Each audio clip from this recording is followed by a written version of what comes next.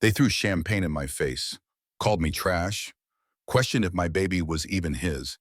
His mother offered me $100,000 to disappear and sign over custody of my unborn child. But here's what they didn't know. What nobody in that room full of Manhattan's elite knew as they laughed at my Honda Accord in my modest apartment. I was worth $52 billion. I'm Sarah Morrison, and this is the story of how I went from being publicly humiliated as a gold digger to watching the same people who destroyed me beg for mercy. Trust me, you won't believe how this ends. My phone screen glowed in the fluorescent hospital lights. Another text from an unknown number. Everyone knows what you are. That baby probably isn't even his. Leave while you still have dignity. I deleted it, just like I deleted the 17 others that came before it. My hand went to my belly. 5 months pregnant. Far enough along that strangers smiled at me on the subway.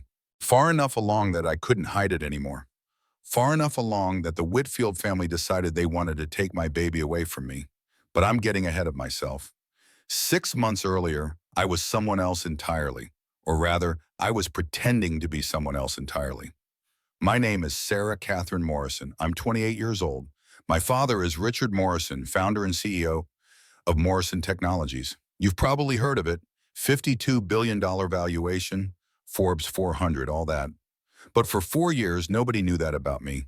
Not my friends, not my colleagues, and definitely not my fiance. I lived in a modest one-bedroom apartment in Brooklyn's East District. I drove a 2019 Honda Accord with a dent in the passenger door. I worked as an independent business consultant under my mother's maiden name, Sarah Bennett. Why would someone with access to unlimited wealth choose to live like this? The answer was simple, really. I wanted to find real love. I know how that sounds. Poor little rich girl playing pretend. But stay with me, because this story isn't what you think it is. When I was 19 years old, I watched my mother die in a hospital room, not unlike the one I'm sitting outside of right now. Ovarian cancer, stage 4, 3 months from diagnosis to death. My father held her hand until the very end. Richard Morrison, one of the most powerful men in America, reduced to a sobbing mess as the love of his life slipped away. At the funeral, he pulled me aside. His eyes were red, his expensive suit rumpled. He looked 10 years older than he had 3 months before. Your mother married me when I had $200 in my bank account, he told me. She loved me, Sarah. Not the money I might make someday. Not the status or the houses or any of it. She loved me. That's real love, sweetheart. I was 19 and grieving and desperate to understand something, anything about the randomness of death. I want to know if someone can love me like that, I said. Just me. Not the trust fund or the last name or the connections. Just me. My father looked at me for a long moment. Then he nodded. Then go find out, he said. But be careful, sweetheart. Not everyone deserves you. So I did. I rented an apartment. I built a consulting business from scratch. I drove a sensible car and shopped at regular grocery stores and learned how to budget for the first time in my life. And it was freeing. For 4 years, I was just Sarah Bennett, regular person, nobody special, nobody's target. My best friend Becca was the only one who knew the truth. She understood better than anyone. Rebecca Hartford came from Boston Brahmin money, old families with old rules. When she came out as gay at 23, her parents gave her a choice. Go back in the closet or leave the family. She chose herself, changed her name to Becca Hart, built her own life. We met at a networking event for women entrepreneurs, bonded over cheap wine and the shared experience of hiding from our pasts. She became my business partner, my roommate for a while, and my fiercest protector. You meeting his family this weekend? Becca asked one Thursday morning, appearing in my apartment doorway with 2 coffees. I looked up from my laptop where I'd been reviewing a client proposal. Yeah, dinner at their estate in Greenwich. And you're still not telling them who you really are? Not yet. I need to know they'll accept me as I am first. Becca set down my coffee with more force than necessary. Rich families are different, Sarah, I should know. Mine disowned me for being gay. Remember? James says they're traditional but fair. Traditional means they think their shit doesn't stink. Fair means they hide the knife before they stab you. I waved her off. You're being paranoid. No, Becca said quietly, I'm experienced. There's a difference. But I didn't want to hear it because I was in love. His name was James Nathaniel Whitfield, and I met him 14 months before everything fell apart. It was at a charity 5K race in Central Park. I was volunteering at a water station, handing out cups to exhausted runners. James came through, grabbed a cup, and actually stopped to say thank you. You're the first volunteer who's actually smiled today, he said, breathing hard. You're the first runner who said thank you, I replied. He had kind eyes, that's what I noticed first. Brown eyes that crinkled at the corners when he smiled. Sandy hair damp with sweat. A runner's build, tall and lean. I'm James. Sarah. We talked for 3 hours after the race ended, sitting on a park bench watching the sunset over the Manhattan skyline. He told me about his job as a senior partner at Berkshire Legal Group. I told him about my consulting business. Neither of us mentioned money or status or family names. It was perfect. We went on our first real date 3 days later. Coffee at a diner, not some fancy restaurant. His choice. I spend all day with people who want something from me, he explained, stirring cream into his coffee. Clients, colleagues, everyone's always performing. But you just seem real. Over the next year, we built something beautiful, cooking disasters in my tiny kitchen, late-night conversations on my fire escape, weekend hikes in the Catskills, simple things, real things. He talked about his family sometimes, his mother Victoria, who he described as traditional and protective, his older brother Marcus, a corporate attorney, his younger sister Jennifer, fresh out of college. My mom has my life planned out, he said one night, lying in my bed, fingers tracing patterns on my shoulder. Sometimes I feel like I'm suffocating. So stop letting her control you, I said. He laughed, but it sounded uncomfortable. It's complicated. Family legacy, expectations. You know how it is. I didn't, actually. My father had always encouraged me to find my own path, but I let it slide. Red flag number 1. I just didn't see it yet.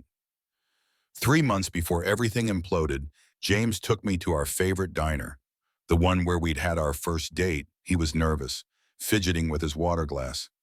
Sarah Bennett, he said, pulling out a small velvet box. You're the most real person I've ever met.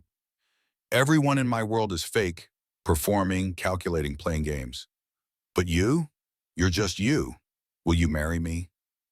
The ring was beautiful, modest by Whitfield standards, though I didn't know that then. A simple solitaire diamond on a platinum band. Yes, I said through tears. Yes, absolutely yes. We kissed across the cracked vinyl booth, and I thought, this is it. This is real love. The kind my parents had, the kind that transcends everything else. I was so naive.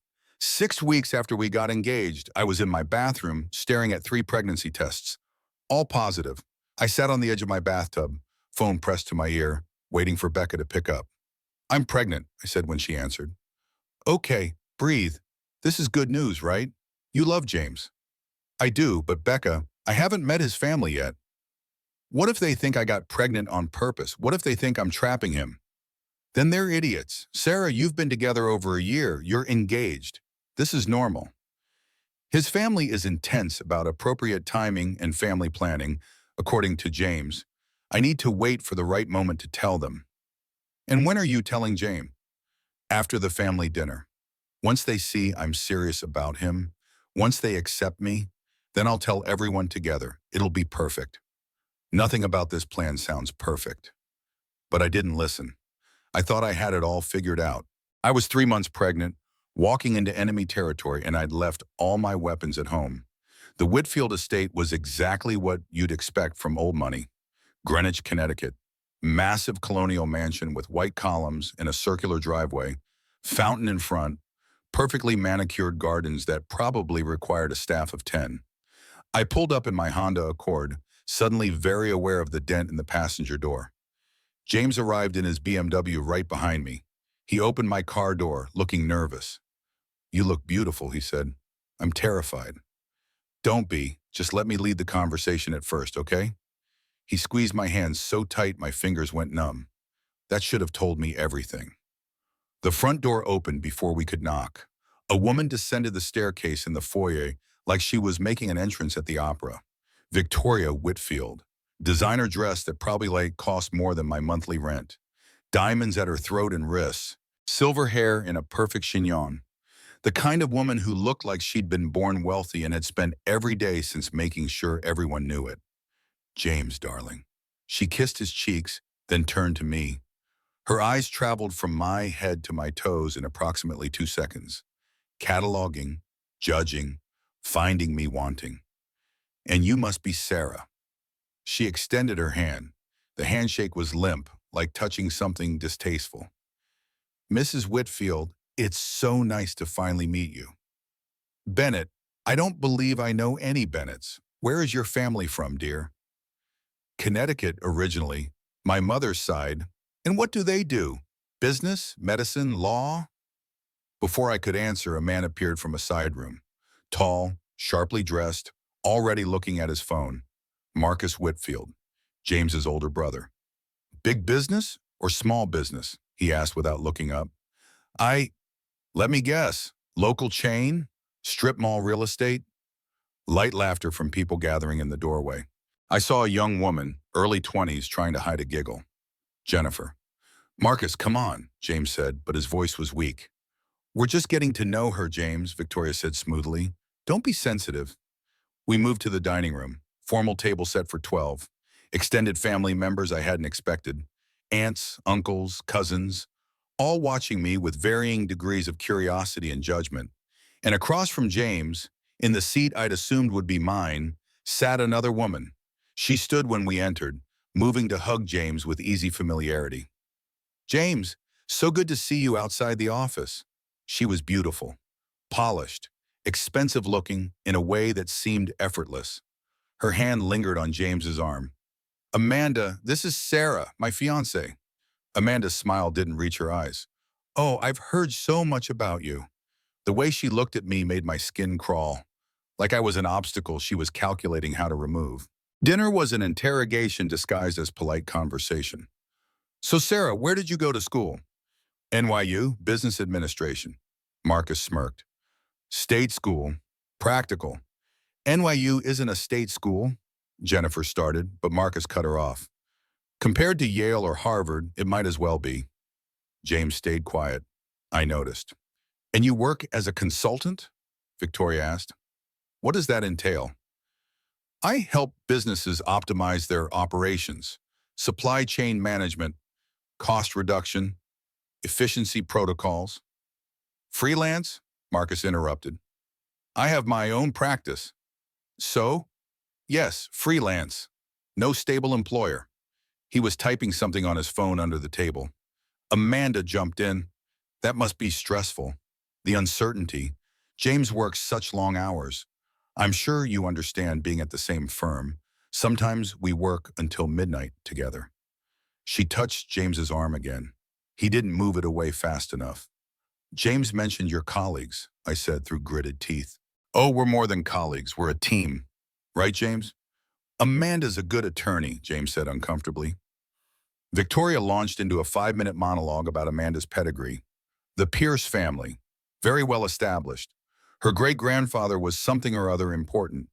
I sat there choking on overpriced wine, watching my fiancé fail to defend me.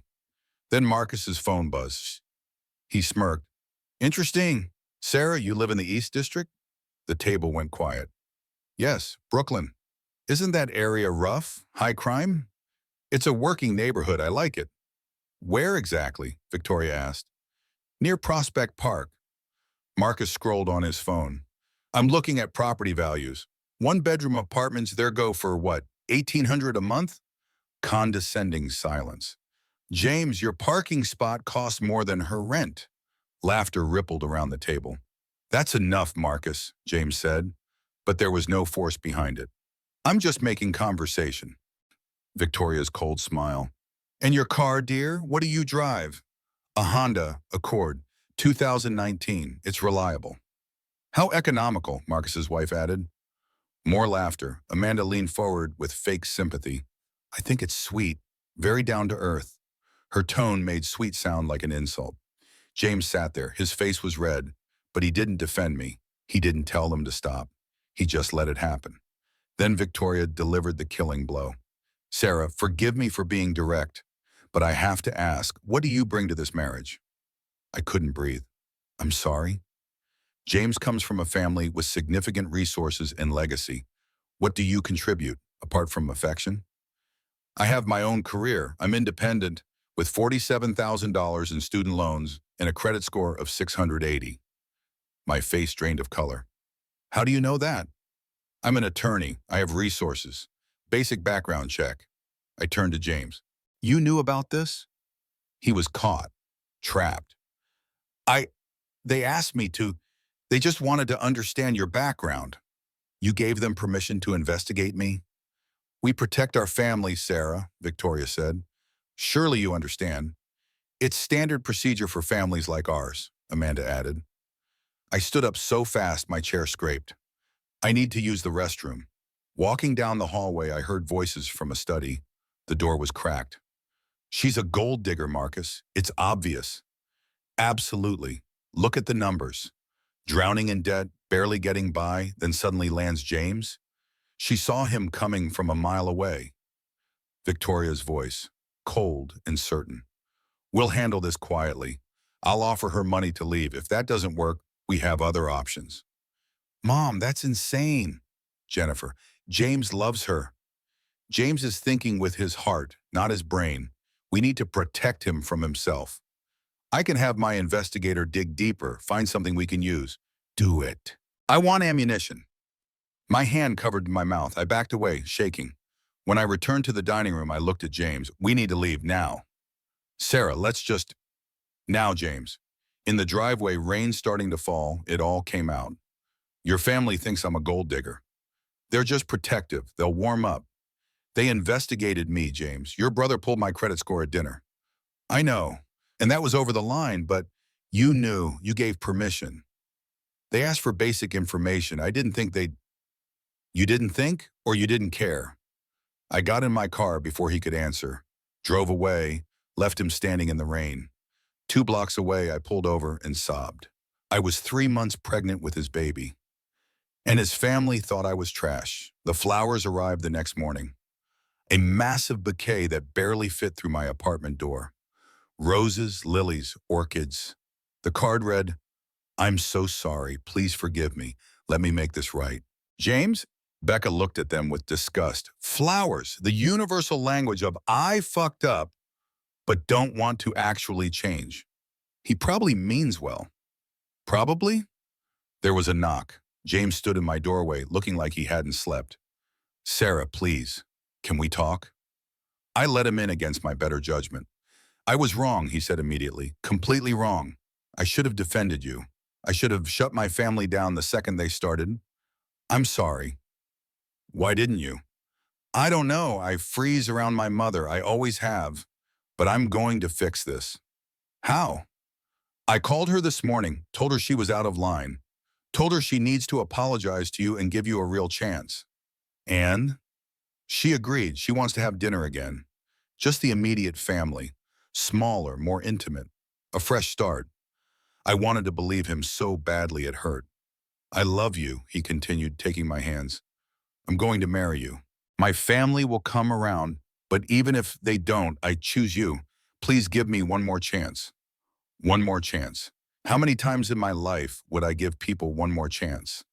Okay, I said, but James, if they pull anything, they won't, I promise. We kissed. I felt relief flood through me.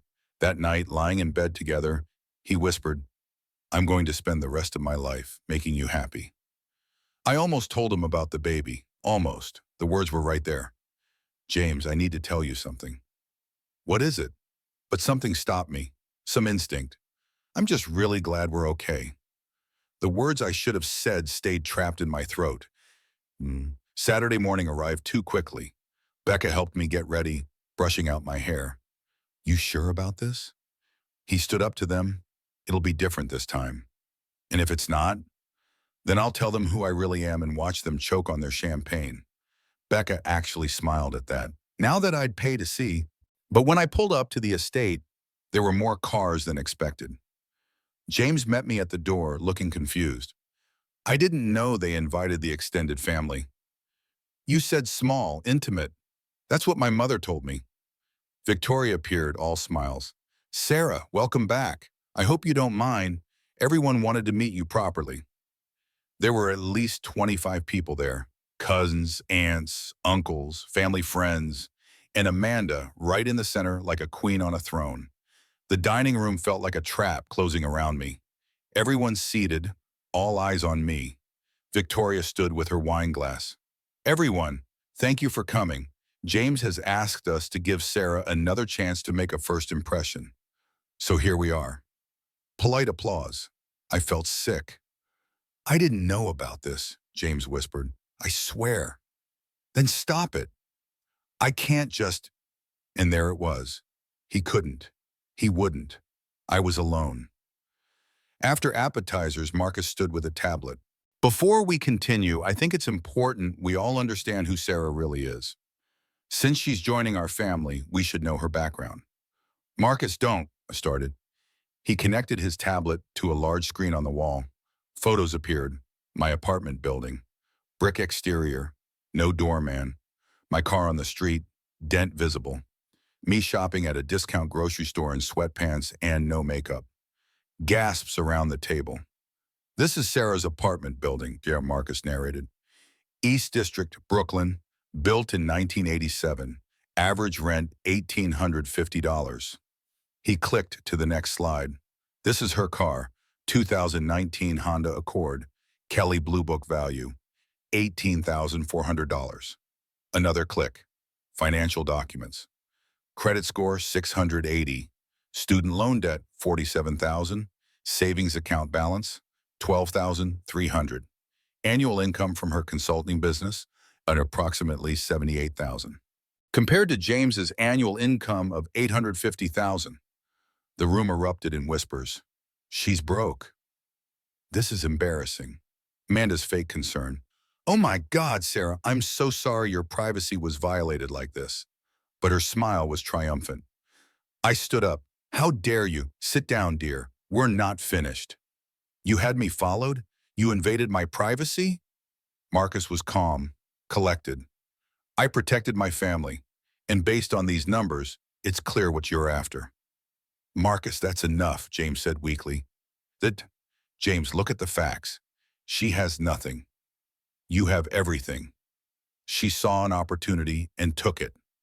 That's not true, Victoria's voice cut through the chaos. Then explain yourself. Why didn't you mention your financial situation? Why hide your modest circumstances? Because I didn't think it mattered. I thought James loved me for who I am, not what I have. Convenient philosophy when you have nothing, Marcus said. Laughter from around the table.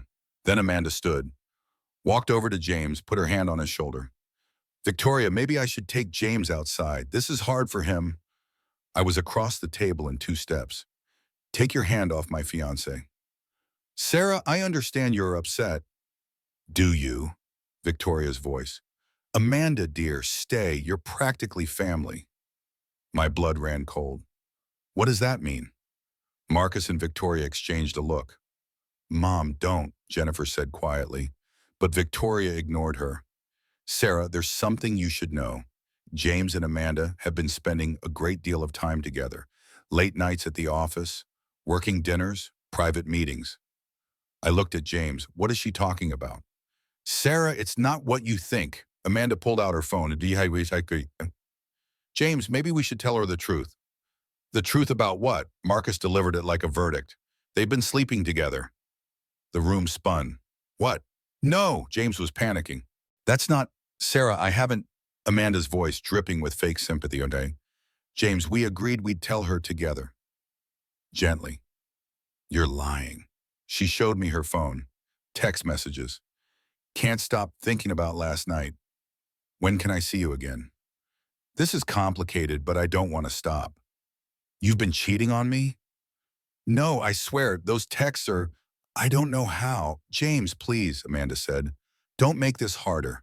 Sarah deserves the truth. Victoria stood. James, lying will only make this worse. Marcus nodded. Just admit it, brother. You made a mistake. Now we're fixing it. I looked at the man I loved, the father of my unborn child. He stood there, speechless. unable to defend himself. In that moment, I realized it didn't matter if it was true or not. He wasn't strong enough to fight for me. My hand went to my stomach, a unconscious gesture, protective. Jennifer gasped, "Oh my God, are you?" Everyone looked. The truth came out like a confession. "I'm pregnant." Silence, then chaos. "What? How convenient." James looked shocked, genuinely shocked. When were you going to tell me?" "Tonight. I was going to tell you tonight. I have known for 6 weeks." Marcus seized on it immediately. 6 weeks? And you didn't tell your fiancé? That's suspicious. Victoria's face was stone. "Is it even his?" The words hit me like a physical blow. "What did you just say?" "It's a fair question, given your financial situation and the timeline." "She probably got pregnant on purpose," Marcus added. Classic gold digger move. Amanda's theatrical shock. "This is insane." I looked at James, really looked at him. "Say something, defend me." He looked between his mother and me, paralyzed by indecision. "Sarah, we should probably do a paternity test, just to be sure." My world ended in that moment. "You think I would lie about this?" "I don't know what to think right now." "You didn't tell me because I wanted to wait for the right moment, because I didn't want them to think exactly what they're thinking." Victoria was already in control mode. "We'll arrange for a paternity test immediately, and until we have results, I suggest you stay away from James." "We'll also need you to sign an NDA, Marcus said. "We can't have you going to the press with false accusations." I looked around the table. Every face was cold, judging, accusing. "I'm 3 months pregnant," I said to James. "I've been pregnant since before your family started investigating me. This baby is yours, and the fact that you're questioning it tells me everything I need to know." Sarah, wait. "I need my car keys, now." Victoria stepped forward. "I don't think you should be driving in your emotional state." "Give me my fucking keys." Marcus held them up, smirking. "These keys? I took them when you arrived. Didn't want you leaving before we finished our conversation. They'd trap me. Planned it. I was never supposed to leave with my dignity intact." I ran to the front door. Rain was falling harder now. I called for an Uber with shaking hands. James followed. "Sarah, please, let's talk about this inside." "Don't touch me. I love you. I'm sorry I questioned." "You let them call me a whore. You let them question if your baby is even yours. You stood there and did nothing while they destroyed me." I was trying to process. "You're weak. I see that now. You'll never stand up to them." "Never." The Uber pulled up. I got in. "Sarah, I'll fix this. I promise." But I was already gone. I thought that was rock bottom. I thought it couldn't get worse. I was so naive. For 48 hours, I thought I'd regained control. I blocked James's number, ignored his emails, told myself I could do this alone, raise my baby without the Whitfield family's poison. Becca stayed with me, sleeping on my couch, making sure I ate and showered and functioned like a human being. "You need to call your father," she said for the 100th time. "If I reveal who I am now, it proves them right, that I'm only valuable because of money. Who cares what they think? Sarah, they're destroying you." "I care. I need to know I tried to be loved for me." "You tried. You learned James can't do it. That's not your failure. It's his." I was 3.5 months pregnant, still in that stage where I could hide it under loose clothing. But not for much longer. My phone rang. A client. I answered, desperate for normalcy. "Sarah, I'm sorry, but we're going to have to put our contract on hold." "What?" "Wait, we can't be associated with—" I saw the articles. "I'm sorry." "What articles?" I Googled my name after she hung up. The headlines made me nauseous. "Mystery woman attempts to trap Manhattan hair." "Gold digger claims pregnancy in desperate bid for Whitfield fortune." "Sources say Sarah Bennett has history of targeting wealthy men." My photo from the dinner, my apartment, my car, all over gossip blogs and society pages. I read one article aloud, voice shaking. "Sources close to the family say Bennett deliberately hid her financial struggles and engineered a pregnancy to secure her future." "Marcus," Becca said immediately, "he's using his legal connections to blacklist you." 2 more clients called that day to cancel contracts. Then 3 more the next day. My business was dying. Your business can recover, Becca said. Sarah, you're pregnant, being publicly destroyed, and you're still protecting them? Wait, I didn't, because I wanted to prove that people should be valued for who they are, not what they have. If I reveal my identity now, that whole point is lost. Your health is more important than a point. My phone buzzed. Text from an unknown number. Everyone knows what you are. That baby probably isn't even his. Leave while you still have dignity. Another buzz. Gold-digging whore. Another. You should be ashamed. Another. That baby deserves better than you. They kept coming, dozens of them, all from different numbers, all saying the same thing. I was worthless. I was a liar. I was a gold digger. How did they get my number? I whispered. Sarah, please, call Richard. End this. Not yet. But that night, everything changed. I was in my bathroom, getting ready for bed, when I saw it. Blood, not much, just spotting, but enough to send ice through my veins. No, no, no, no, no. I grabbed my phone, hands shaking so badly I could barely dial. Becca, something's wrong. There's blood. I'm bleeding. I'm calling 911. Stay calm. I'm losing my baby. I'm losing her because of them. You're not losing her. We're getting you to the hospital right now. The ambulance arrived in 7 minutes, longest 7 minutes of my life. The emergency room was fluorescent bright and terrifying. Nurses rushed around. Someone put an IV in my arm. Someone else pressed a Doppler to my belly, searching. Then I heard it. The heartbeat. Fast and strong and real. Dr. Patricia Williams came in 20 minutes later. Mid-40s, kind eyes, no-nonsense demeanor. Sarah, you're experiencing a threatened miscarriage. The baby still has a heartbeat, but you're in serious danger of losing the pregnancy. What do I need to do? Complete bed rest, zero stress, and I mean zero. Your blood pressure is dangerously high. If this continues, you could develop preeclampsia, which is life-threatening for both you and the baby. I can't. I have to work. You have to rest. Whatever is causing this stress needs to stop immediately. Do you understand? I nodded, crying. Becca explained to Dr. Williams. She's being harassed. Publicly. Legally. Dr. Williams' face hardened. Then that needs to end. Sarah, I'm admitting you overnight for observation. But long-term, you need to remove yourself from whatever toxic situation is causing this. They put me in a room, monitors beeping, IV dripping, hand on my stomach. I'm so sorry, I whispered to my baby. I'm so sorry I put you through this. Becca came back with terrible coffee, sat beside my bed. Okay, no more playing games. I'm calling Richard. Wait. No more waiting. Sarah, you almost lost your baby, because you're trying to prove some philosophical point to people who don't deserve your consideration. I wanted someone to love me for me, and you found out James can't. You learned that lesson. But lesson time is over. Now it's war. I stared out the window at the New York skyline. Lights twinkling in the darkness. People in those buildings living normal lives.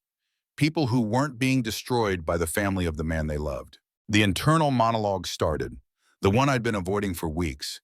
I'd spent 4 years hiding who I was, pretending to be normal, pretending wealth didn't matter. But maybe Becca was right. Maybe I wasn't being noble. Maybe I was testing people, setting them up to fail. James never had a chance to love all of me because I never showed him all of me. I erased my father, my history, my accomplishments. That's not honesty. That's a different kind of lie. His family was evil. But I'd played games too, and now my baby was paying the price.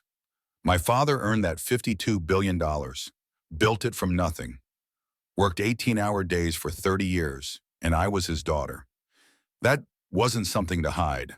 That was something to own. I wanted to be valued for my character. But character isn't about hiding who you are. It's about owning all of who you are and making choices that matter. I was Sarah Catherine Morrison, daughter of Richard Morrison, businesswoman, and I was about to become a mother. I was done apologizing for existing. I turned to Becca, eyes clear and cold. Call my father, tell him I need him here in the morning, with his lawyers, and tell him to bring everything. Becca smiled. Now we're talking.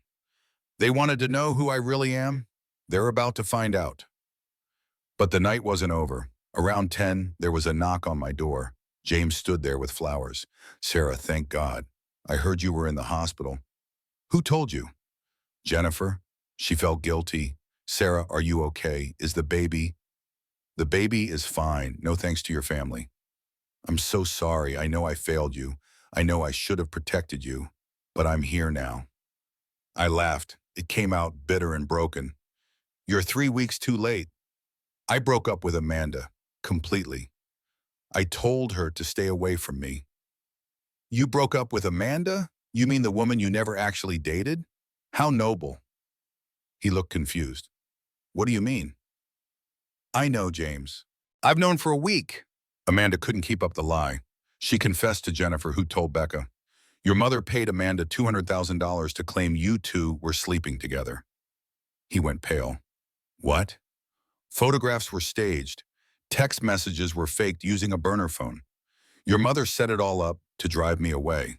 And it worked. He sat down heavily in the chair beside my bed. Oh my God, my own mother hired someone to frame you, yes. Why didn't you tell me? Because it doesn't matter, James, whether you actually cheated or not, you didn't fight for me. You let them destroy me. You questioned if our baby was yours. I was confused. They were throwing so much at me, and you crumbled. That's who you are. That's who you'll always be when it comes to your family. Silence, long and heavy. Let me make it right. Come stay with me. I'll protect you now, I swear. No. Sarah, I love you. You love the idea of me. You loved Sarah Bennett, the simple, uncomplicated girl who made you feel like a good guy. But you don't actually know me. Then let me get to know you, the real you. It's too late. A nurse knocked and entered awkwardly. Miss Bennett, I need to speak with you about something sensitive. What is it? We received a call this afternoon from someone claiming to be a concerned family member. They said you're mentally unstable and shouldn't be unsupervised during your pregnancy. I sat up. What?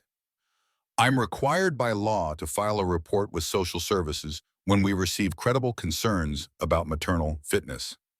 Credible? This is harassment.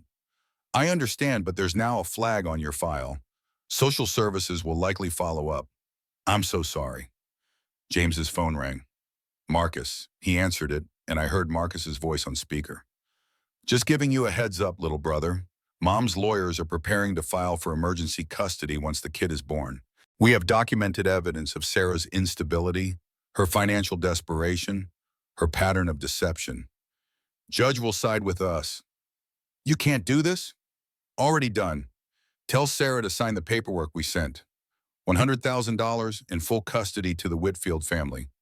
She can visit on holidays. He hung up. That was it. The moment everything became crystal clear. They weren't just trying to humiliate me. They were trying to steal my baby before she was even born. My father arrived at 7 the next morning with 3 lawyers and a look on his face that could melt steel. Richard Thomas Morrison in full CEO mode was something to behold. Tailored suit, silver hair perfectly styled, presence that commanded every room he entered. He saw me in the hospital bed and his face crumpled for just a second. Then the steel was back. Sweetheart. He hugged me carefully, mindful of the IV and monitors. Tell me everything, every detail. So I did, all of it. The dinners, the humiliation, the investigation, the fake affair, the pregnancy accusations, the legal threats, the smear campaign, the CPS call. By the end, his jaw was clenched so tight I thought it might shatter. He turned to his lawyers. I want complete background on the Whitfield family. Financial, legal, personal. Every skeleton in every closet. 6 hours. Sir, we already started when Becca called last night. We have preliminary findings. And the lead attorney, a sharp-eyed woman named Catherine, pulled out a tablet. The Whitfield family is leveraged beyond their means. They're property rich, but cash poor. Their real estate empire is impressive on paper, but they're carrying $800 million in debt. They're one recession away from collapse. My father smiled. It wasn't a nice smile. Interesting. Another attorney, a man named David, spoke up. Also, Morrison Holdings LLC owns 40% of Whitfield Properties through a shell investment you made 5 years ago. I sat up. You own part of their company? It was a good investment opportunity. I had no idea you'd end up dating into that family. But now it's useful. Catherine continued. Marcus Whitfield is also vulnerable. We found evidence of witness tampering in a case from 3 years ago. The Harrison case. He bribed a court clerk. Can we prove it? Yes. My father nodded. Good. What else? Amanda Pierce grew up in a trailer park in Kentucky, changed her name from Mandy Perkins when she was 22. Her mother is currently incarcerated for check fraud. Amanda's been hiding her background for years. I almost felt sorry for her, almost. Here's what we're going to do, my father said, turning to me. We're going to request one final meeting with the Whitfield family. You'll tell them you're willing to sign their paperwork, the custody agreement, the NDA, all of it. But I'm not. No, you're not, but they don't know that. We get them all in one room, confident and smug. Then we reveal who you really are. And then we destroy them. Becca grinned. I love this plan. Dad, I need to do this myself. I need to be the one who tells them. Are you strong enough? I thought about my baby, about my mother, about every woman who'd ever been told she wasn't good enough. I'm not the same person I was a month ago. They made sure of that. My father smiled. This time it was genuine. Then let's go to war. I called James from my hospital room that afternoon. He answered immediately. Sarah, are you okay? Can I come see you? I've thought about your family's offer. What offer? The $100,000 and custody arrangement. I'll sign. Silence. Then, no, Sarah, you can't. I'm tired, James. I can't fight anymore. Your family wins. Sarah, please don't do this. Let me fix. Tell your mother I'll meet with everyone tomorrow at the estate, noon. I'll sign whatever she wants. Sarah, I won't let them take our baby. It's done, James. See you tomorrow. I hung up. He had no idea I'd just set the trap, I said to Becca. And they're all going to walk right into it, she replied. That night, I couldn't sleep. I kept thinking about what I was going to say, how I was going to feel watching their faces when they realized the truth. Part of me felt guilty, like I was proving them right, that I was only valuable because of money. But another part of me, the part that had almost lost my baby, the part that had been called a gold digger and a whore, that part wanted to watch them burn. Dr. Williams discharged me the next morning with strict instructions. No stress. If you feel any cramping, any bleeding, anything unusual, you come right back. I will. Sarah, she caught my arm. Whatever you're about to do, be careful. Your baby's health depends on you staying calm. I know, thank you. My father had a car waiting, black SUV with tinted windows. One of his security team members drove. I wore a simple black dress, hair pulled back, minimal makeup. I wanted to look exactly like who I'd been to them. Poor, desperate, defeated. Let them think they'd won. The drive to Greenwich felt longer this time. My father sat beside me, silent and steady. Your mother would be proud of you, he said quietly. Would she? She always said the measure of a person isn't how they act when they have power. It's how they act when they think they don't. I'm not sure I'm being very measured right now. No, but you're being strong. There's a difference. We pulled up to the Whitfield estate at exactly noon. Victoria was waiting at the door, practically vibrating with triumph. Sarah, I'm glad you've come to your senses. May I come in? Of course. The dining room was full. Victoria, Marcus, Amanda, Jennifer, the extended family. Lawyers at the far end of the table. James looking miserable in the corner. They'd set up papers at the head of the table, a pen beside them. I sat down. Marcus stood. These are the terms: $100,000 immediate payment, full custody of the child to the Whitfield family upon birth. You may have supervised visitation twice per month. You will sign an NDA prohibiting you from discussing this arrangement or making any claims about our family. James will have no legal responsibility to you. James looked sick. I never agreed to this. James, quiet, Victoria snapped. I picked up the pen, looked at it. Let them think I was considering. And if I sign, you'll stop the smear campaign? Immediately, Marcus said. You'll stop threatening my business? We'll even help restore your reputation, within reason. And James? Victoria's smile was cold. James will move on, with someone more appropriate. Amanda shifted in her seat, still hoping. I thought about my mother, about my father, about the baby growing inside me. I set the pen down. No, Victoria blinked. Excuse me? I said no, I'm not signing anything. Marcus leaned forward. Then we'll destroy you in court. You'll lose everything. I stood up, smiled. Everything? Let me tell you about everything. The room went quiet. My name isn't Sarah Bennett. Bennett is my mother's maiden name, which I've been using for 4 years. My legal name is Sarah Catherine Morrison. Confused looks around the table. Victoria's tone was condescending. Am I supposed to know that name? You should. My father is Richard Morrison.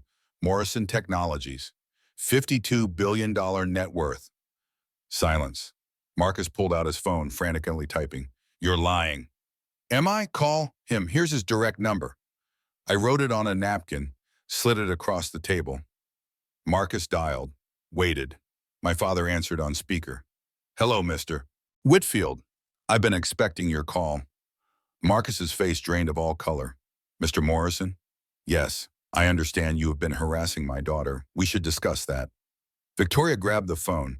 Mr. Morrison, this is Victoria Whitfield. There's been a terrible misunderstanding.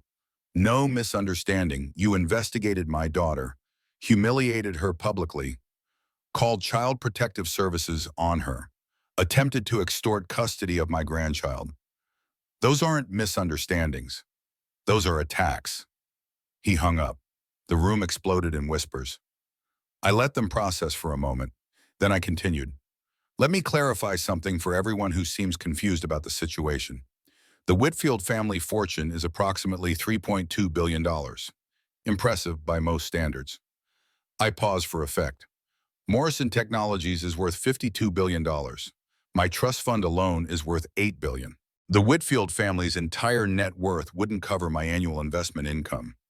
Marcus was still frantically typing. This can't be real. It's real. I've been living as Sarah Bennett for 4 years because I wanted to find someone who loved me for who I am, not for my last name or my bank account. I wanted to know if real love existed. I looked at James. I thought I found it. I was wrong. He had tears streaming down his face.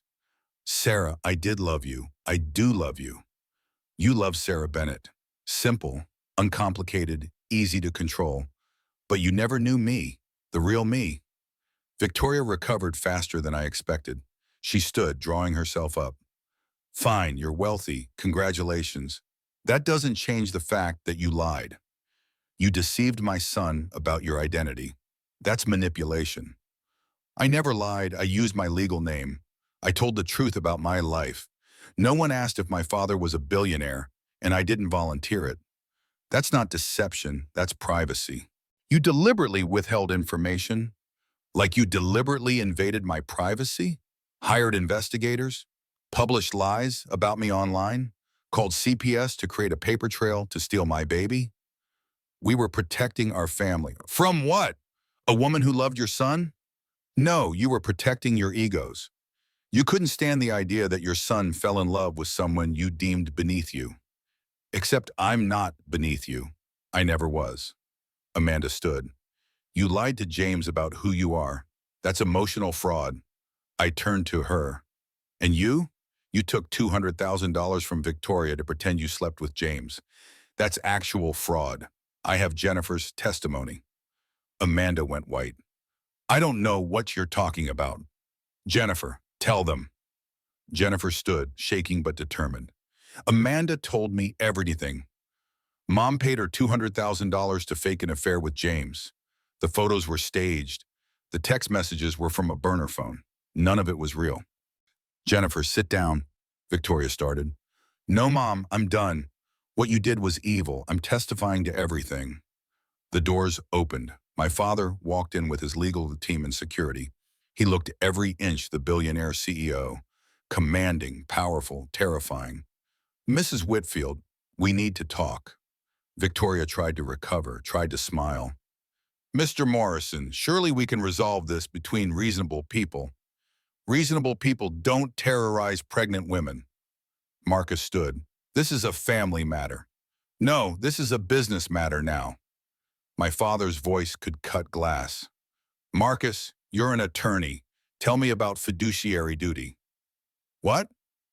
Morrison Holdings LLC owns 40% of Whitfield Properties. Were you aware? Victoria and Marcus exchanged looks of pure horror. We had no idea. Of course not. It's been a passive investment until today. As of 8 this morning, I contacted every minority shareholder in Whitfield Properties. Explained the situation. Explained how your family has been behaving. Marcus started. I now have pledges representing 64% of voting shares. As of our emergency board meeting tomorrow, the Whitfield family will be removed from all executive positions at Whitfield Properties. You're out. Gasps around the table. Someone dropped a glass. It shattered on the marble floor. You can't do this! Victoria's composure was cracking. That company is our legacy. Your legacy of cruelty?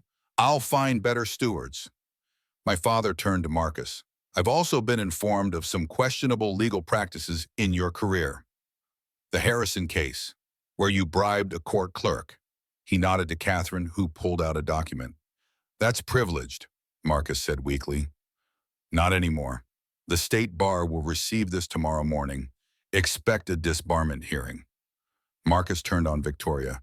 You said this wouldn't blow back on us. My father wasn't done. Ms. Pierce, he turned to Amanda, too. You work at Berkshire Legal Group, correct? Amanda looked terrified. Yes. You accepted $200,000 to commit fraud. That's a felony. Sarah, are you pressing charges? I looked at Amanda, saw the desperation in her eyes, the fear. For a moment, I remembered that she grew up in a trailer park, that she'd changed her name, hidden her past, tried so hard to be someone else. We weren't so different, she and I. But then I remembered the text messages, the fake affair, the role she played in almost making me lose my baby. Yes, Amanda started crying. Victoria made me. She said she'd ruin me if I didn't help. You're 29 years old, I said coldly. You made a choice. Now face the consequences. My father turned to Victoria last. And you called Child Protective Services on my daughter while she was pregnant. You attempted to manufacture a case for custody. That's conspiracy, harassment, and abuse of the legal system. I was protecting my family. From what? A woman who loved your son? No, you were protecting your ego. You couldn't stand that someone you deemed unworthy was going to be part of your family. I was never unworthy, I said. You were just too blind to see it. James finally spoke. He'd been silent through all of this, devastated and broken. Mom, stop. Just stop. James, don't you dare. You did this, all of it. You destroyed the woman I loved because she wasn't suitable by your insane standards. But she's better than all of us combined. He turned to me. Sarah, I know I don't deserve forgiveness. I know I failed you when it mattered most. But I'm asking, begging, let me be a father to our daughter. I'll sign whatever custody arrangement you want. I'll go to therapy. I'll do whatever it takes. Not to get you back. I've lost that right. But to be there for our child. I looked at him for a long moment. You should have fought for me when it mattered. I know. I'll regret that every day for the rest of my life. But our daughter deserves a father. Please don't punish her for my failures. Something in his voice got through to me. Maybe it was the way he said our daughter. Maybe it was seeing him finally stand up to his mother. Maybe I was just tired. Dad, I said to Richard, draw up a co-parenting agreement. Supervise visitation until he proves he can stand up for himself. Therapy is mandatory. James's face crumpled with relief. Thank you. Thank you. I'm not doing this for you. I'm doing it for her. I turned to address the entire room. I came to this house a month ago, hoping to be accepted by people who matter to the man I loved. Instead, you showed me exactly who you are. You judge people by their bank accounts. You value legacy over character. You weaponize your wealth to control and destroy. I put my hand on my stomach. My daughter will never know people like you. She'll be raised to value kindness, integrity, and strength. She'll know her worth has nothing to do with money, though she'll have plenty of it, and she'll know that the right people will see your value without you having to prove it. I turned to leave. My father and his team followed. Victoria's voice stopped me at the door. "Sarah, please. We made a mistake. A terrible mistake. Can't we start over?" I looked back. She looked smaller somehow, older, desperate. "You don't get second chances with me, Mrs. Whitfield. You showed me who you are when you thought I was powerless. That's all I need to know." I walked out, heard the explosion of voices behind me, but I was already gone. In the car, my father squeezed my hand. "You did good, sweetheart." Did I? I feel like I just became everything I was trying to avoid, using money as a weapon. No, you used the truth as a weapon. The money was just the truth they didn't know. There's a difference, is there? Oh, yes. Because you didn't do this to hurt them. You did it to protect your daughter. That's not cruelty. That's strength. I leaned against his shoulder. What happens now? Now they face the consequences of their actions. The board meeting is tomorrow. Marcus's disbarment hearing will be scheduled within the month. Amanda will likely take a plea deal, and the Whitfield family will have to figure out how to survive without their company. And James, that's up to you. 3 days later, the story broke. Not because we leaked it. Someone at the dinner did, probably one of the extended family members, trying to get ahead of the narrative. Billionaire heiress exposes Manhattan family's gold digger accusations. Morrison Technologies heiress reveals identity after harassment. How one family's cruelty cost them everything. My phone exploded with calls. Reporters, old clients wanting to apologize. People I hadn't spoken to in years. I ignored most of them. But one call I took, from Dr. Williams. "Sarah, I saw the news. I'm calling to check on you." "I'm okay, resting like you said." "Good, because that level of stress, what you went through, it could have killed you and the baby. I'm glad you got out." "Me too." You know what I tell my patients? The ones in bad situations? I tell them that leaving isn't giving up. It's choosing yourself. You chose yourself and your daughter. That takes courage. After she hung up, I thought about that. I'd spent 4 years trying to prove I could be loved without money, trying to prove my worth wasn't tied to my bank account. But maybe I'd been asking the wrong question. Maybe it wasn't about proving my worth to others. Maybe it was about knowing my worth for myself. I was Sarah Catherine Morrison, daughter of a self-made billionaire, daughter of a woman who married for love, consultant who built her own business, soon-to-be mother. All of those things were true. All of those things mattered. And anyone who couldn't see that, they didn't deserve to be in my life. The next 6 months passed in a blur. The Whitfield family lost control of Whitfield Properties at the emergency board meeting. My father installed new leadership. The company actually started performing better without them. Marcus was suspended from practicing law pending his disbarment hearing. Last I heard, he was working as a consultant for a third-tier firm at a fraction of his previous salary. Amanda took a plea deal. No jail time, but probation and community service. She also lost her job. I heard through Jennifer that she'd moved back to Kentucky. Victoria became a social pariah. The society pages that had once fawned over her now chronicled her fall. Invitations dried up. Friends stopped calling. She aged 10 years and 6 months. And James? James went to therapy 3 times a week, cut financial ties with his family, moved into a modest apartment in Brooklyn, started working as a public defender, something he'd apparently wanted to do before his mother pushed him toward corporate law. He showed up to every scheduled visitation. On time, sober, present. When Emma was born on a cold February morning, he was there. Not in the delivery room because I wasn't ready for that, but in the waiting room. And when I finally let him hold her, 12 hours after she was born, he cried. "She's perfect," he whispered. "Thank you. Thank you for letting me be part of this." Amal Grace Morrison. 7 pounds, 3 ounces, my father's eyes, my mother's nose. a temperament that was all her own. She was everything. I moved out of my Brooklyn apartment and into a penthouse in Tribeca. Not because I needed to, but because I wanted to. Wanted the space, wanted the security, wanted to stop pretending. I started Morrison Ventures, a venture capital firm focused on investing in women-owned businesses, particularly women who'd been told they weren't good enough, women who'd been underestimated. Becca joined as my partner. We made an incredible team. The first company we invested in was run by a woman who'd escaped an abusive marriage with nothing but her kids and a business plan. We gave her $2 million. 3 years later, her company was worth $50 million. That felt better than any revenge ever could. Jennifer reached out about 4 months after everything happened. Nervous, apologetic, genuine. "I'm so sorry," she said over coffee. "I should have said something sooner. I should have stood up to my mother." "You were scared, I understand." "That's not an excuse."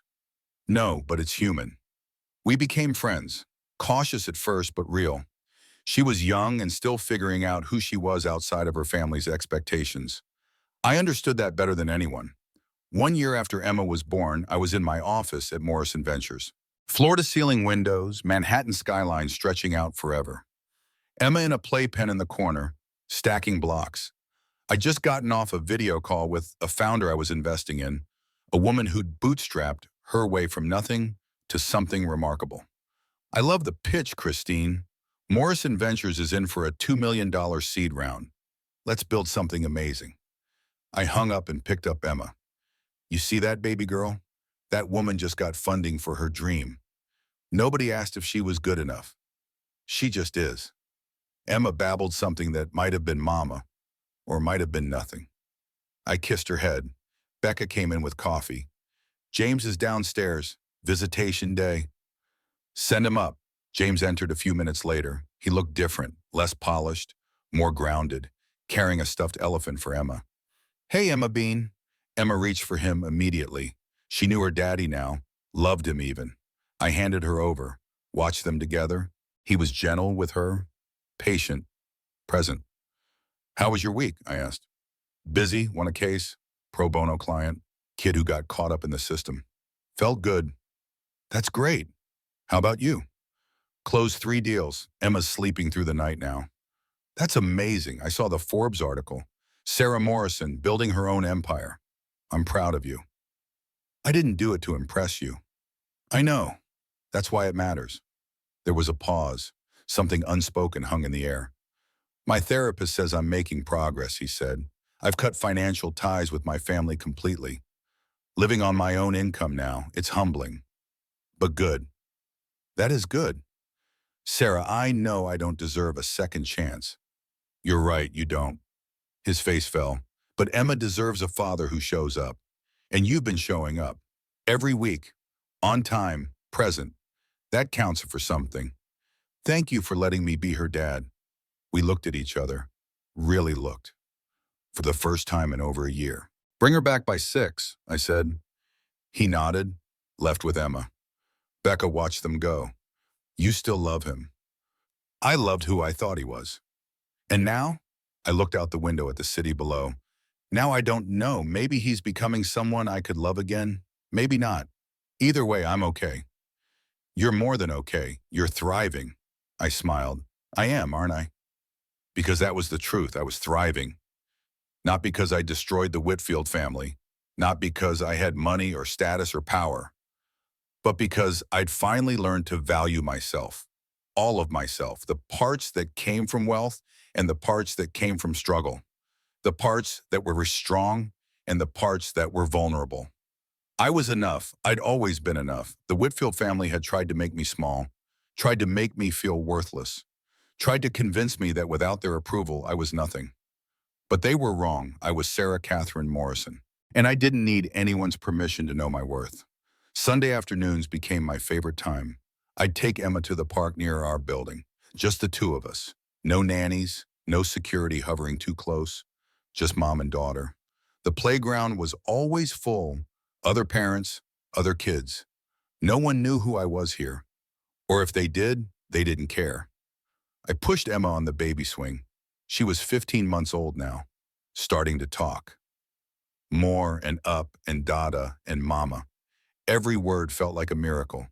Higher, mama, I pushed gently, watched her laugh, head thrown back, hair flying. On a bench nearby, James sat, close enough to see Emma, far enough to give me space. Learning boundaries. This was our routine now. He had visitation 3 days a week, supervised at first, then unsupervised after 6 months of therapy and good behavior. He'd earned that trust back slowly, painfully, one day at a time. After the park, Emma and I got hot chocolate from the corner cafe. She got more on her face than in her mouth, but that was part of the fun. My phone rang. Becca, emergency meeting tomorrow, 10 a.m. The Patterson deal is falling apart. What happened? Their board got cold feet. They don't think a woman-run VC firm can handle a $20 million investment. I felt the old familiar anger rise. Schedule it. I'll be there. Want me to bring the big guns? Your dad offered to sit in. No, we don't need him. We've got this. Because that was important. My father was always there as backup, but I'd learned I didn't need to hide behind him. Morrison Ventures was mine, my success, my reputation. The next morning, I walked into that boardroom in my power suit and heels and laid out exactly why Patterson Technologies would be lucky to have Morrison Ventures as their investor. I had the numbers, the track record, the vision. They signed. Becca high-fived me in the elevator afterward. That was badass. That was necessary. Still badass. Back at the office, Emma was with her nanny in the building's childcare center. I'd set it up specifically so other working parents in the building could access quality care. It was one of the things I was most proud of. I picked her up at 3. We went home, had dinner, bath time, story time. Good night, baby girl. Night, mama. I stood in her doorway, watching her sleep. This tiny human who'd changed everything, who'd made me fight when I wanted to give up, who'd shown me what really mattered. The Whitfield family had tried to take her from me. The thought still made my blood boil, but they'd failed. And now Emma was growing up knowing she was loved, knowing she was wanted, knowing her worth had nothing to do with money or status or what family she came from. Later that night, I couldn't sleep. I found myself going through old photos on my phone, pictures of James and me from before everything fell apart, laughing at the park where we met, cooking in my tiny kitchen. Happy. We'd been happy. Had it all been a lie? No, I didn't think so. I think James had genuinely loved me. He'd just loved his family's approval more. And when forced to choose, he'd chosen wrong. But people could change. I'd seen it in him over the past year. The way he'd cut ties with Victoria, the way he showed up for Emma, even when it was hard, the way he was building his own life, his own identity, separate from the Whitfield name. Was it enough? I didn't know. My therapist, a woman named Dr. Karen Walsh, asked me that every session. Do you want to reconcile with James? I don't know. What would that look like for you? I don't know. Sarah, you're allowed to want things, even complicated things. What if I want him back, but I also never want to risk feeling that way again? Then you're human. Both things can be true. The truth was I'd built a good life, a full life. Emma, my business, my friends. I didn't need James to be happy, but sometimes late at night I missed him. Missed the person he'd been before his family got involved. Missed the easy intimacy. Missed having a partner. Was that enough to try again? 3 months later, I got my answer. James asked if we could meet, just the two of us. No, Emma. He had something he wanted to say. We met at the diner where he'd proposed, our booth in the corner, the same cracked vinyl seats. Thank you for coming, he said. What's this about? He took a breath. I've been in therapy for 18 months now, working through a lot of things, my relationship with my mother, my patterns of conflict avoidance, the way I failed you. I waited. My therapist asked me what I wanted, what would make me happy, and the answer is you. It's always been you. James, wait, let me finish. I know I don't deserve another chance. I know I hurt you in ways that can't be undone. But I'm asking anyway, not for you to take me back right now. Just for the chance to date you, really date you, to know all of you, not just the parts you thought I could handle. I don't know if I can trust you. I know I have to earn that back. I'm willing to do whatever it takes. I looked at him, really looked, saw the changes, saw the work he'd put in. Why now? Because I'm finally becoming the man you deserved a year ago. And because I don't want to look back in 10 years and know I never tried. I stirred my coffee, thought about my mother, about the love she and my father shared, the kind of love that transcended everything else. Could James and I have that? Maybe, with work, with time, with a lot of therapy. One date, I said finally. That's all I'm promising. One date. We'll see how it goes. His face lit up. Really? Really, but James, ground rules. We go slow. I mean glacially slow. No rushing, no pressure. And the second you start putting your family before me again, we're done forever. I understand. And you meet me as Sarah Morrison, all of me. The wealth, the business, the family connections. No more hiding. I wouldn't want it any other way. We scheduled the date for the following weekend. A real date. Not coffee at a diner, not dinner at my place after Emma went to bed. A proper date. He took me to a gallery opening in Chelsea, art and wine and conversation. He asked about Morrison Ventures, about my investments, about my vision for the company.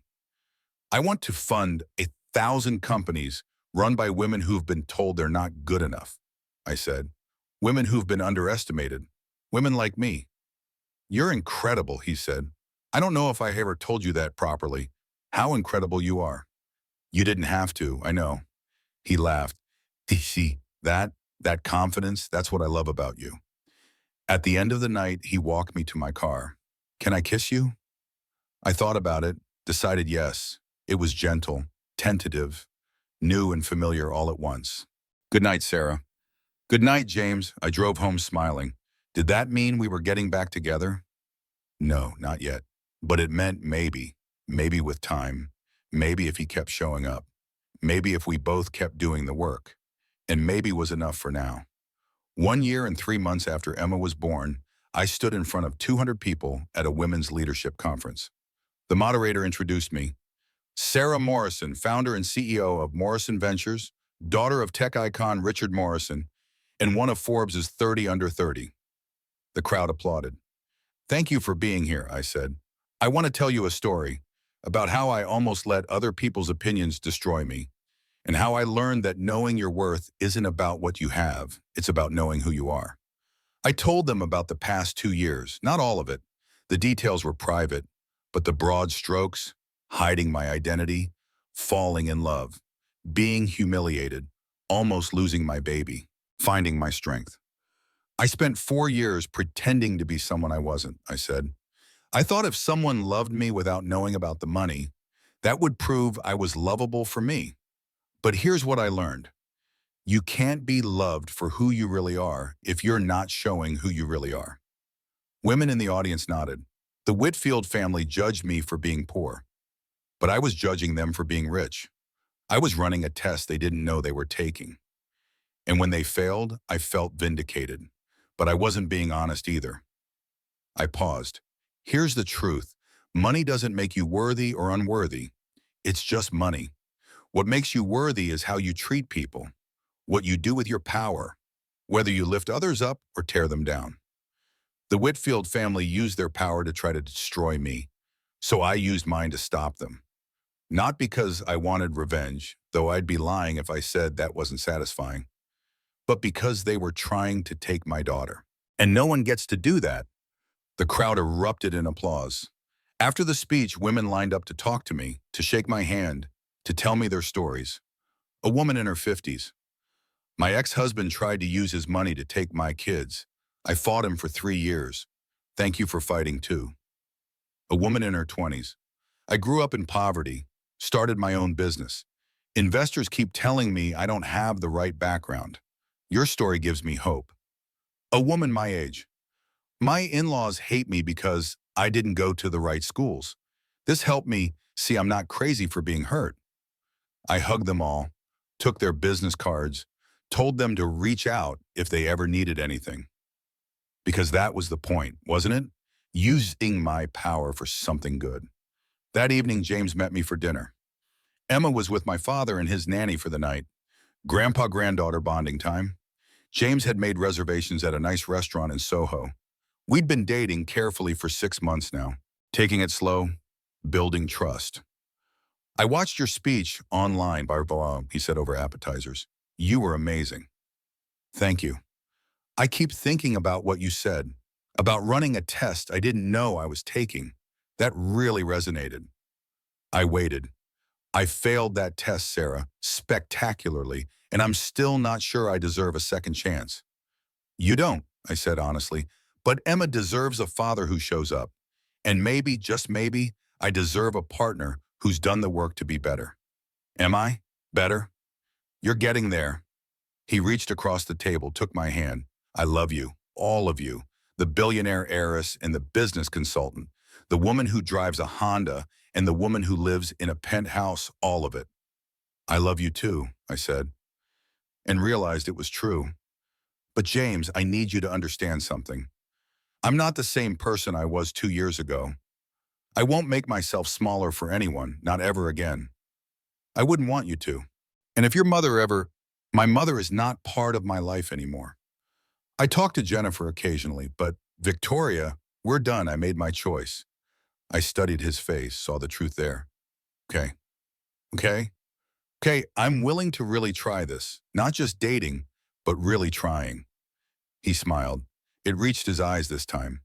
I promise I won't let you down. You better not, because there are no more chances after this. We finished dinner, walked through Soho holding hands, stopped in a gallery, looked at art, talked about everything and nothing. It felt right, not perfect. There was still wariness, still caution, still the memory of how badly he'd hurt me, but right. Later that night, back at my place, we sat on my couch, Netflix playing in the background, his arm around my shoulders. Can I ask you something, he said. Sure. Do you think we would have made it if I'd known who you really were from the start? I thought about that. I don't know, maybe. Maybe you would have loved me for the wrong reasons. Maybe you wouldn't have been able to separate Sarah from Morrison. And now? Now you know both. You love Sarah Bennett. Now you get to choose if you love Sarah Morrison. All of her. I do. Then maybe we have a shot. We kissed, slow and deep and full of promise. This wasn't a fairy tale ending. There was no magical transformation, no overnight fix. But it was real, messy and complicated and real. And that was enough. The day Morrison Ventures closed its 10th major investment, I threw a party at my office. Nothing fancy, just my team, some founders we'd invested in, friends and family. Emma ran around with the other kids, laughing and free. Becca gave a toast to Sarah, who proved that being underestimated is just another word for opportunity. Everyone cheered. My father pulled me aside. Your mother would be so proud. I wish she could see this. She does, sweetheart. I really believe that. I looked around the room. At the life I'd built. 2 years ago, I'd been sitting in a hospital hallway thinking my life was over. Now I was here. Jennifer arrived late, apologetic. Sorry, work ran over. How's everything? Good, really good. How's the nonprofit? Amazing. Affordable housing feels meaningful, you know? She paused. Victoria asks about you sometimes, about Emma. I tensed. What do you tell her? That you're thriving, that she lost the best thing that could have happened to this family. Part of me felt bad for Victoria. She'd lost everything, but mostly I felt nothing. She'd made her choices. James arrived with Emma on his shoulders. She squealed with delight. Later, he pulled out a small box. Inside was a key. The key to my apartment. Sarah, I know we're taking things slow, but I want you to know you always have a place with me, whenever you're ready. I'm not ready to move in together yet. I know, but keep the key anyway. I looked at the key, at him, at the life we were carefully rebuilding. Okay. After most guests left, Becca and I stood at the window, Emma asleep nearby. You did it, Becca said. Everything you said you wanted. I guess I did. How does it feel? I thought about the journey, the pain, the growth. It feels like I finally know who I am. Sarah Catherine Morrison, all of me, the billionaire and the business owner and all of it. And the Whitfields? They showed me who they were. I believed them, and I moved on. Becca raised her glass. To moving on. To moving on. We looked out at Manhattan, at the city that had witnessed my fall and my rise. The Whitfield family had called me a gold digger. They'd tried to destroy me, but in the end, they'd only destroyed themselves. I'd survived, more than survived, thrived, not because I'd hurt them back, but because I'd shown them that their opinion of me never mattered in the first place. I was enough. I'd always been enough. 3 months later, James proposed again. Same diner, same booth. Sarah Catherine Morrison, I failed you once. I won't fail you again. I know who you are now, all of you. Will you marry me? I looked at the ring, at him, at everything we'd overcome. Yes, but we're doing this my way. Small wedding, just the people who matter. Whatever you want. And prenup. He laughed, obviously. And if you ever let anyone treat me the way your family did, I'll walk away from them first, every time. You and Emma are my family now. We kissed across the cracked vinyl booth, the same place where everything started and ended and began again. This time it was real. This time I knew exactly who I was and what I was worth. And that made all the difference. 2 years after Emma was born, I married James in a small chapel upstate, 30 people, my father walking me down the aisle, Emma as flower girl, scattering petals everywhere except the actual path. James waited at the altar, tears already streaming. We'd written our own vows. Sarah, he began, voice shaking, 2 years ago, I failed you. I let you face cruelty alone. I chose my family over you. I can't undo that, but I promise that from this day forward, you come first, always, you and Emma. You're my family now. My turn. James, I spent 4 years hiding who I was, trying to prove I could be loved without money. But real love isn't about hiding. It's about being fully seen and choosing to stay anyway. You've seen all of me now, and you've done the work to become the man you wanted to be. I choose you too. We kissed as everyone cheered. At the reception, my father gave a toast welcoming James to the family. James stood, shook his hand, tears in both their eyes. Later, dancing to our first song, James whispered, "Thank you for giving me a second chance. You did the work, I just showed up. You showed me what strength looks like. You changed my life. You changed mine too." 5 years later, Morrison Ventures had invested in over 50 companies. Emma was 7, brilliant and kind. James and I had 2 more children. Victoria sent birthday cards. I sent polite thank yous. We never spoke. Marcus became a consultant. Amanda, a social worker. Jennifer became my close friend and godmother to my second daughter. The Whitfield estate was sold. Victoria moved to Florida. James didn't visit. Do you ever regret cutting ties? I asked once. No, I chose you. That's what matters. Morrison Ventures grew. We funded hundreds of businesses. We changed lives. People asked me constantly, how did you overcome being called a gold digger? I stopped caring what they thought. I stopped proving my worth to people who'd already decided I was worthless. I started knowing my worth for myself. Everything else followed. On Emma's 10th birthday, she asked about the story. Mama, did Daddy's family really try to take me away? They were scared. When people are scared, they do terrible things. But we're all safe now, and you're so loved. That night, James and I sat on our balcony. You know what the best revenge was? I said. What? Living well, building something meaningful, raising kind kids. That's the real victory. I thought about that hospital hallway. Pregnant, alone, thinking my life was over. I'd been so wrong. The Whitfield family had tried to break me, but they'd failed, because I'd learned the most important lesson of all. My worth wasn't dependent on their approval or my father's money. My worth was inherent, unshakable, undeniable. I was Sarah Catherine Morrison, and I knew exactly what I was worth. Years later, I gave speeches at conferences everywhere. They called me a gold digger. They tried to steal my baby. They thought they could break me. But here's what they didn't understand. I was never digging for gold. I was already standing on a mountain of it. But the real truth was simpler. I survived because I chose to. I thrived because I refused to let their judgment define me. That's the story I told my children. That's the story I lived every day. Know your worth. Never apologize for who you are. The right people will see your value without you having to prove it. The wrong people, they don't deserve space in your story.